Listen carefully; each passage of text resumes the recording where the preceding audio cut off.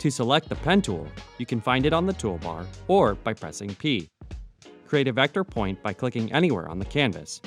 Figma will automatically switch into vector edit mode. Click again to create a second point. See how the 2 points are now connected by a black, 1-point centered stroke?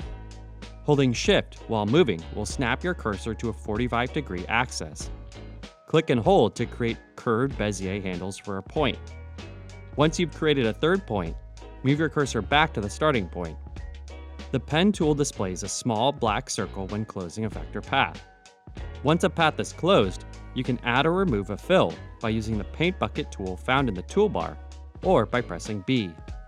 To the left of the Paint Bucket tool is the Bend tool, which changes a point's Bezier handles to create a curved line from a point, or create and adjust a curved path.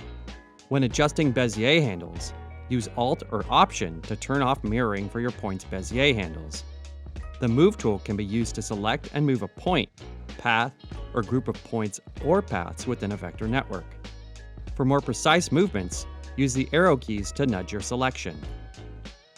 After selecting a point or path, you can remove it by pressing Delete or Backspace. Holding Shift and Delete or Backspace while clicking will delete and heal, which will delete the point while retaining the underlying path.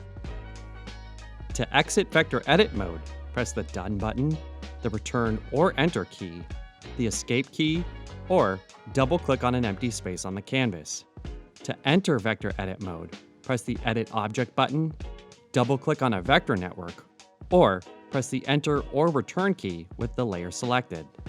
Using the pen tool and vector networks in Figma, you can create icons, irregular polygons, and even complex illustrations.